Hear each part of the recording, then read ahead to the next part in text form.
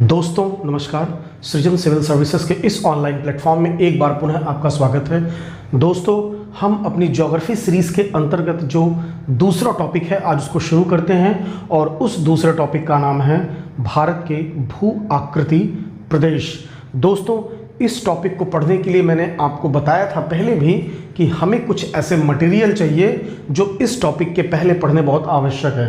तो हम जो पिछले 6, 7, 8 वीडियो में पढ़े, चाहे वो भारत के प्रमुख पर्वत हों, चाहे वो भारत के प्रमुख पठार हों, चाहे वो भारत के प्रमुख घाटियाँ हों, ग्लेशियर हो या फिर आपके दर्रे हों, इन सभी चीज़ों को हम यहाँ पर प्रयोग करेंगे। कहने का मतलब ये है कि जो हमारा इस पूरे चैप्टर का रॉ मटेरियल है वो वही सब रॉ मटेरियल है जो पिछले 6, 7, 8 वीडियो में हमने पढ़ा है।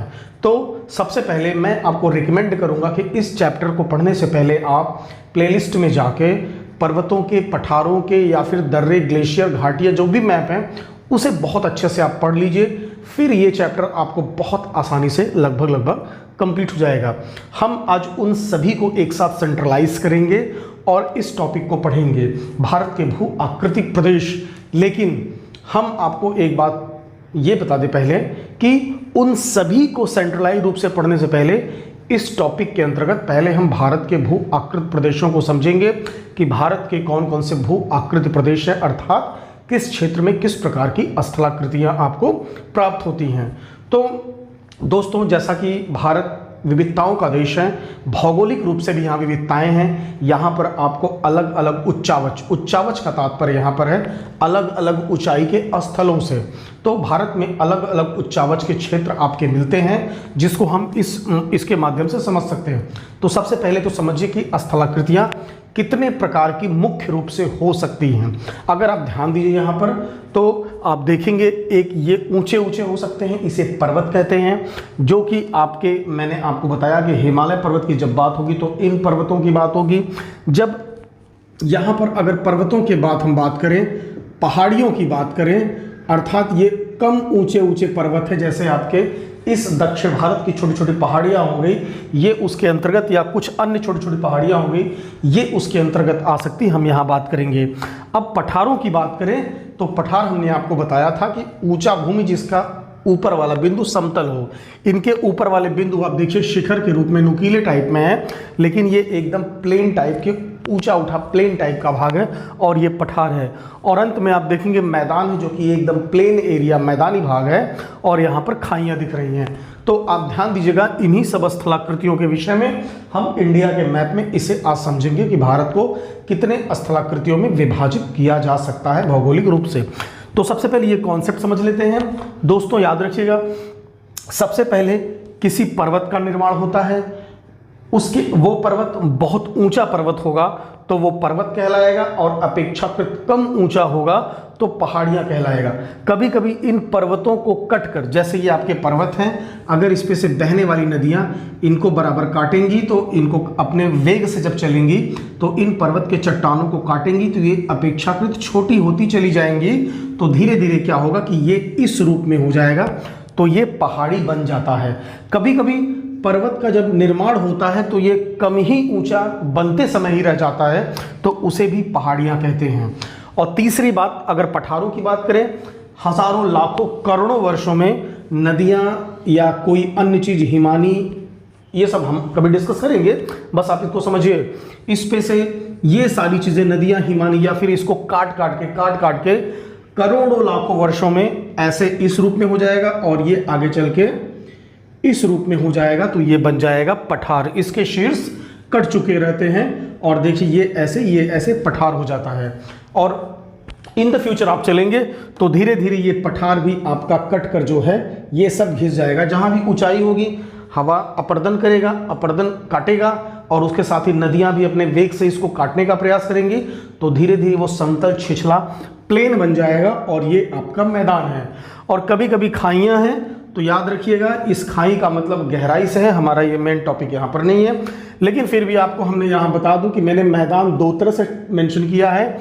अर्थात मैदान जो है इस पठार के घिसने से भी मैदान बनता है। और दूसरी चीज़, कभी कभी गैप में जब नदियाँ ऐसे प्रवाहित होती हैं, ऐसे नदियाँ आपके मैदान में प्रवाहित हो रही हैं तो कभी कभी ये इसमें अवसाद, सेडिमेंट को जमा करती रहती हैं और इसके ऊपर मिट्टी की या अवसादों की एक मोटी परत बन जाती है और ये एक मैदान नुमा रूप धारण कर लेता है। तो ये भी एक मैदान बन जाता है। जैसे एग्जाम्पल मैं आपको बता दूं कि ये पोर्शन आप देख रहे हैं, ये पोर्शन वास्तव में ध्यान से देखा जाए तो इस मैप को आप ध्यान से देखिए, अभी इस पर हम डिस्कस करेंगे, लेकिन मैं इसका उल्लेख यहाँ कर रहा हूँ। इस पोर्शन को ध्यान दिया जाए और इस पोर्शन को ध्यान दिया, ये भी ऊंचा उठा भाग है, ये भी ऊंचा उठा भाग है, लेकिन बीच में जो है वो गैप या धंस गया है, मालदा गैप, वो धंस गया है। बाद में क्या हुआ, यहाँ से बहने वाली नदियाँ धीरे धीरे इसमें अवसाद जमा करती रहीं और धीरे धीरे ये खाई भर गई और इसमें आपको एक मैदानी एरिया का लुक मिलेगा। तो ये इसका ये कॉन्सेप्ट है। तो हम इन्हीं सबको इन टॉपिक्स के अंतर्गत आज समझने का प्रयास करेंगे। भारत के भू आकृत प्रदेश का विभाजन करेंगे। तो यहाँ मैंने आपको इंडिकेट कर दिया है कि यदि भारत जो कि भौगोलिक रूप में विविधता से संपन्न है, यदि भारत के इस भौगोलिक प्रदेश या भौतिक प्रदेश की बात करें तो उसमें हमें मुख्य रूप से 4 चीज़ें मिलती हैं: पर्वत, पहाड़ियाँ, पठार और मैदान। अगर इनके परसेंटेज की बात करें तो सर्वाधिक भाग पर मैदान आपका 43.2% है, उससे थोड़ा ऊंचा भाग जो कि पठार होता है वो 27.7% है, उससे थोड़ा ऊंचा भाग 18.5% पहाड़ियाँ हैं और उससे थोड़ा ऊंचा भाग पर्वत जो कि 10.6% है। याद रखिएगा जो भारत के पठार हैं, ये भारत के पठार हैं। अगर इस मैप से आपको क्या इंडिकेट हो रहा है कि सबसे नया आपका मैदान होगा, क्योंकि वो बना है पठारों से तो उससे पुराना पठार होगा, क्योंकि वो बना है पहाड़ियों से तो उससे पुराना पहाड़ी होगा, क्योंकि वो बना है पर्वतों से तो सबसे पुराना भारत में ये पर्वत होगा। लेकिन ऐसा नहीं है, कारण है इन पठारों का निर्माण इन पहाड़ियों से हुआ है।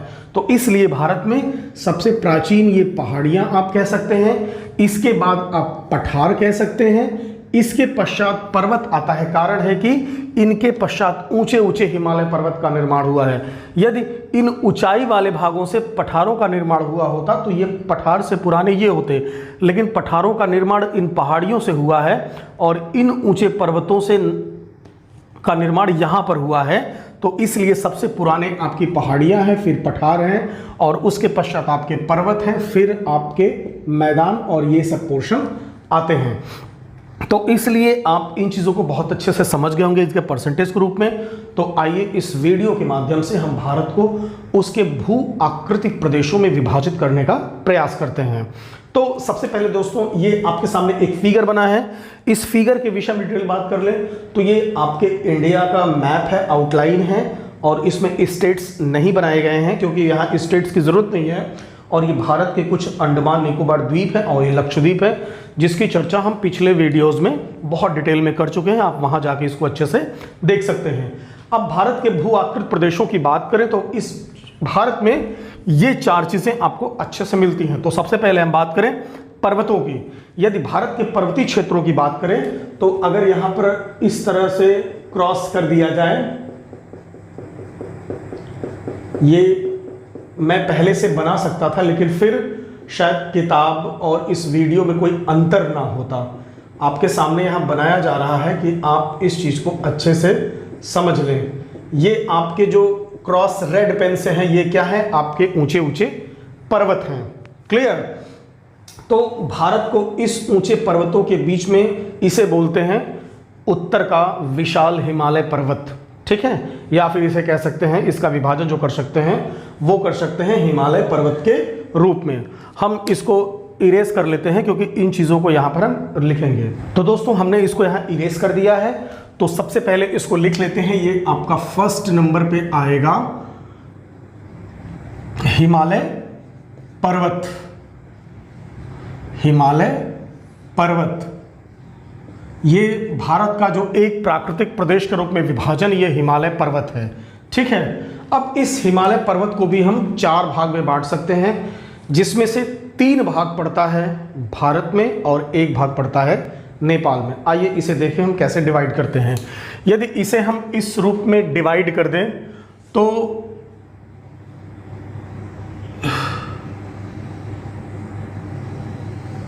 ये आपका जो ये पूरा पोर्शन है, ये आपका पूरा पोर्शन ये पड़ जाता आपका है ट्रांस हिमालय, ट्रांस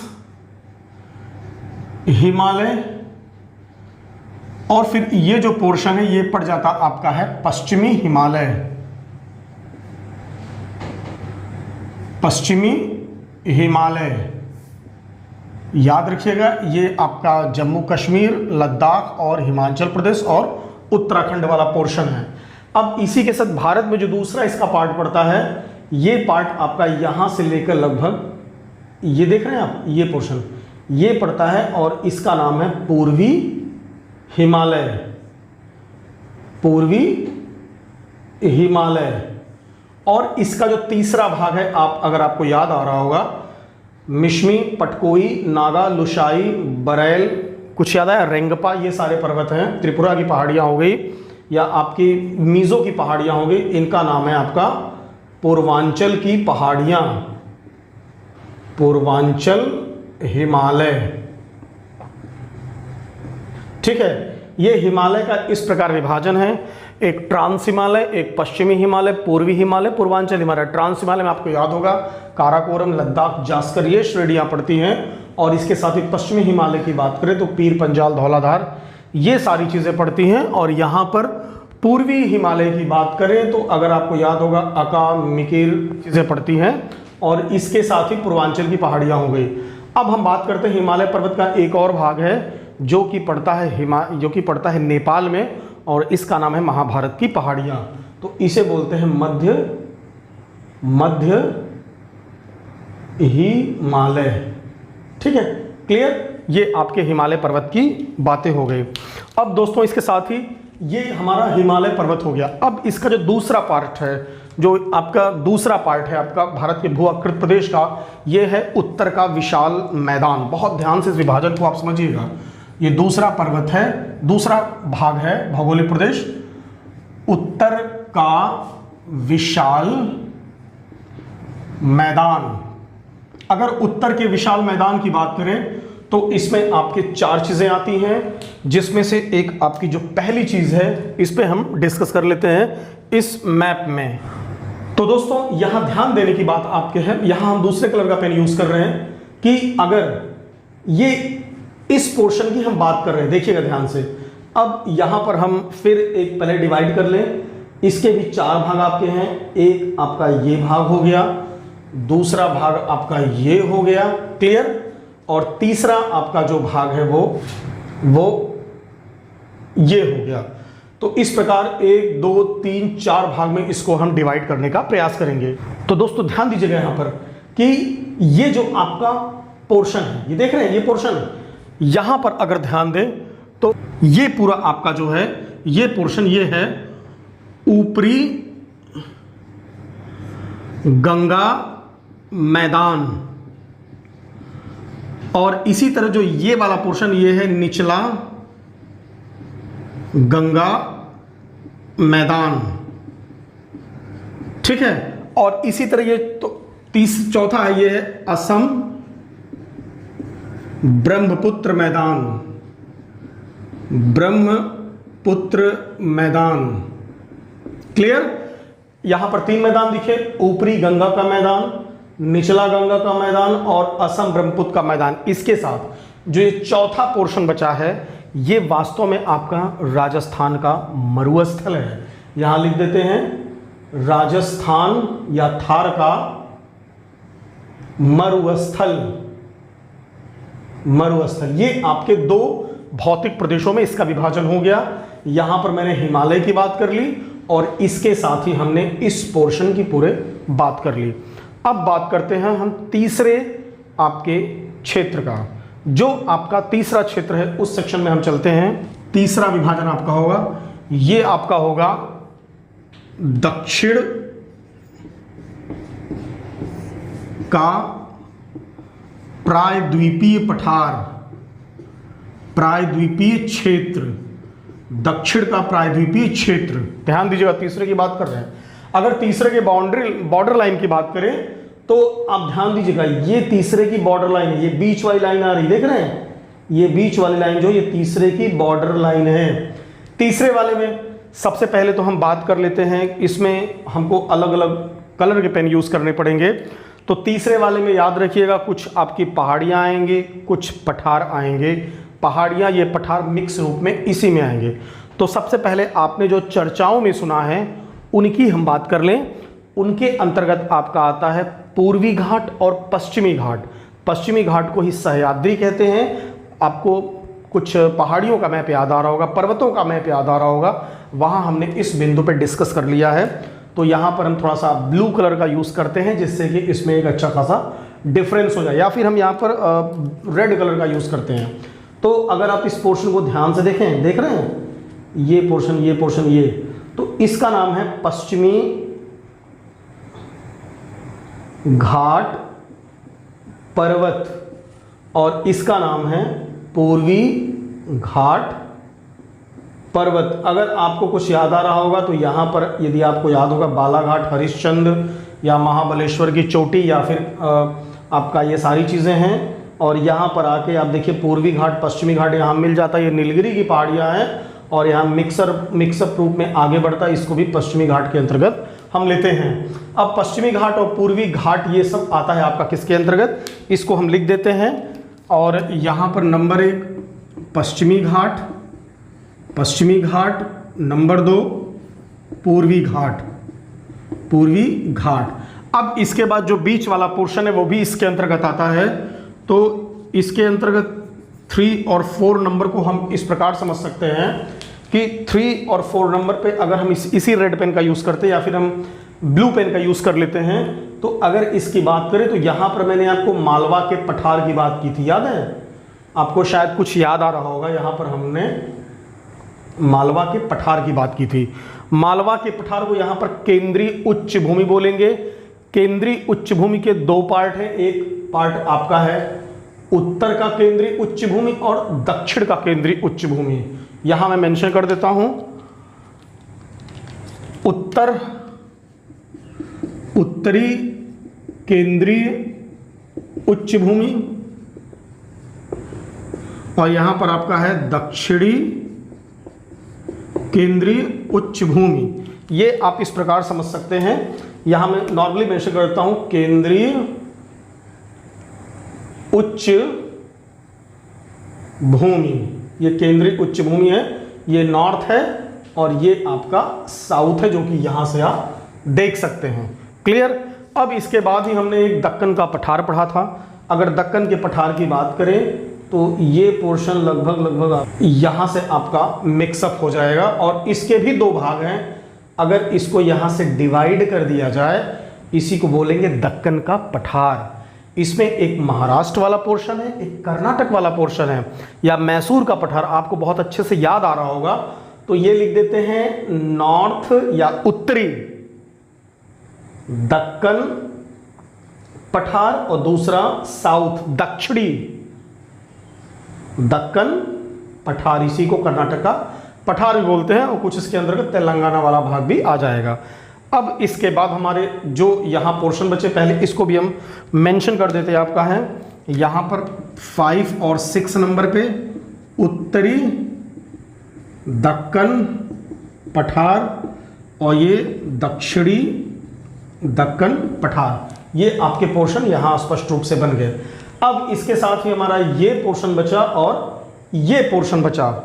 अब ये और ये पोर्शन बचा, इसको हम भी मेंशन कर लेते हैं यहाँ पर। इसका नाम है पूर्वी पठार, जिसमें आपका झारखंड में छोटा नागपुर का पठार, ये सारी चीज़ें आ जाएंगी। और पूर्वी पठार, और यहाँ पर आपको अगर मेघालय पठार की बात आ रही होगी तो ये आपका है मेघालय या शिलोंग का पठार। आपको मैंने बताया था ना कि ये मेघालय का पठार इसी प्रायद्वीप पठार का भाग है, लेकिन बीच में जो है ये गंगा का निचला मैदान हो गया है। ये वास्तव में मालदा गैप था, मालदा वाला एरिया जो है ये भाग धंस गया, तो इसलिए ये भाग अलग हो गया। लेकिन बाद में गंगा नदी या उसकी अन्य नदियों ने इसमें सेडिमेंट बिछा के इसे मैदानी रूप में इस गैप को भर दिया है। तो इस चीज़ को आप याद रखिएगा कि ये आपका पूर्वी पठार है और ये आपका मेघालय पठार है। तो ये मिला के भारत का जो है आपका 3 क्षेत्रों में विभाजन आपका लगभग हो गया है।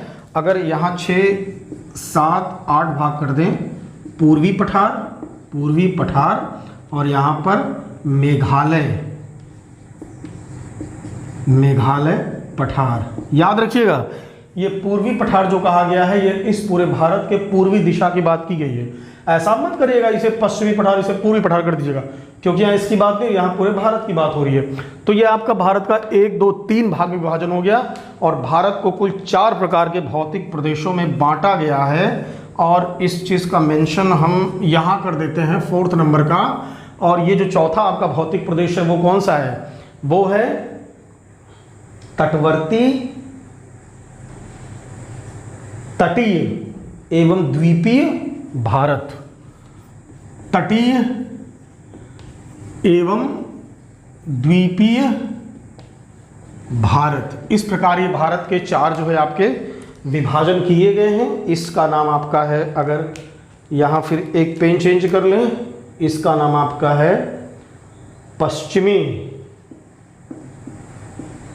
तटीय मैदान, ये वास्तव मैदान के रूप में है। और ये आपका है पूर्वी तटीय मैदान, यहीं पर बड़े बड़े शहर बसे हुए हैं। ये सागर आपका है, सागर के बाद आपका ध्यान दीजिएगा ये मैदानी एरिया है। फिर आपका घाट का एरिया है, मतलब ऊंचे ऊंचे पश्चिमी घाट के पर्वत हैं। और उसके बाद आपका पठारी एरिया। इसी प्रकार ये आपका बंगाल की खाड़ी है, फिर आपका पूर्वी तटीय मैदान है, फिर आपका पूर्वी घाट पर्वत है जो कि अब धीरे धीरे छिछले घिस चुके हैं। और इसके बाद फिर आपके ये वाले भाग हैं। और इसके साथ ही इस वाले पोर्शन में इन 2 के अलावा भी आएगा आपका ये द्वीपीय क्षेत्र, ये द्वीपीय क्षेत्र। तो याद रखिएगा ये भारत को कुल इस प्रकार जो है मुख्य रूप से 4 भागों में डिवाइड किया गया, 4 भौगोलिक प्रदेशों में डिवाइड किया गया, जिसमें पहला आपका उत्तर का ऊंचे पर्वतीय भाग है, दूसरा आपका उत्तर का मैदान है, तीसरा आपका जो है प्रायद्वीपीय भाग है, और चौथा आपका जो है पश्चिमी मैदान या चौथा आपका जो है वो तटीय मैदान एवं द्वीपीय क्षेत्र, अंडमान निकोबार लक्षद्वीप या ये सब आते हैं। डिटेल में अगर इसके एक बार रिवाइज के रूप में बात कर लें तो हिमालय पर्वत को 4 भाग में डिवाइड कर सकते हैं इंडिया में। एक आपका हो गया ट्रांस हिमालय, दूसरा पश्चिमी हिमालय, और तीसरा आपका पूर्वी हिमालय, चौथा आपका पूर्वांचल हिमालय, और मध्य हिमालय भी एक भाग है लेकिन वो नेपाल के अंतर्गत आता है। अगर उत्तर भारत के मैदान की बात कर लें तो ऊपरी गंगा मैदान हो गया और निचला गंगा मैदान हो गया। ऊपरी गंगा मैदान की बात करें पंजाब, हरियाणा, दिल्ली, उत्तर प्रदेश और कुछ हद तक बिहार का भी कुछ हिस्सा आता है। निचले गंगा मैदान की बात कर लें तो बिहार हो गया, पश्चिम बंगाल हो गया, और कुछ एरिया जो है आपके बिहार, बंगाल, झारखंड का बॉर्डर लाइन भी उसमें आ जाता है। अगर इसके बाद असम ब्रह्मपुत्र मैदान की बात करें तो ये असम का पूरा बेल्ट आता है जहां से ब्रह्मपुत्र नदी आगे प्रवेश करती है, वो हम अगले नदियों वाले सेक्शन में डिस्कस करेंगे। और अगर हम बात करें तीसरे भाग की जो कि दक्षिण का प्रायद्वीपीय क्षेत्र है, तो इसके अंतर्गत आप देखेंगे ये पहाड़ियां आगे, पश्चिमी घाट, पूर्वी घाट, और ये आपके पठार हो गए जिसमें आपका नॉर्थ केंद्रीय उच्च भूमि, दक्षिण केंद्रीय उच्च भूमि, उत्तरी दक्कन पठार, दक्षिणी दक्कन पठार, पूर्वी पठार और मेघालय का पठार हो गया। अब इसके बाद हम तटीय मैदान और द्वीपों की बात करें जो कि चौथा आपका पोर्शन है, उसमें आपका हो गया लक्षद्वीप, अंडमान निकोबार और आपके पूर्वी तटीय मैदान, ये सारी चीज़ें इसके अंतर्गत आ गई। तो भारत के भू आकृत प्रदेश का ये विभाजन था 4 भागों में। इसको आप बहुत डिटेल में पढ़िएगा। अब अगले वीडियोस में हम धीरे धीरे एक एक टॉपिक को डिटेल में पढ़ना शुरू करेंगे। काफ़ी चीज़ें हमने पढ़ चुका है और काफ़ी नई चीज़ों को वहाँ पर जानेंगे, तो आप इसे चैप्टर को बहुत ध्यान से पढ़िएगा। बहुत डिटेल में चीज़ों को बताई जा रही है, याद रखिएगा। वीडियोस काफ़ी ज़्यादा बन रही हैं क्योंकि यहाँ ऐसा प्रयास किया जा रहा है कि आपको ये फील हो कि किसी कोचिंग सेंटर में बैठ जितना सीखा जा सकता है वो इस वीडियो में यहाँ उतनी चीज़ें बताई जा सकती हैं। तो आप इसे बहुत ध्यान से देखिए, इस चैनल पे बने रहिए, और इसके साथ ही आपको कोई और प्रॉब्लम होती है तो कमेंट सेक्शन में आप कमेंट करिए और चैनल को आप सब्सक्राइब करिए, जिससे कि इस चैनल को और अच्छे तरीके से प्रमोट किया जा सके और इसमें जो भी कंपटीशन लेवल पे चीज़ें होती हैं वो बिना किसी लाग लपेट के, बिना फालतू बातें या बिना टाइम पास के आपको बहुत डिटेल में समझाई जा सके। तो आप चैनल को एक बार पुनः आपसे रिक्वेस्ट है, आप सब्सक्राइब करिए और चैनल को बने रहिए।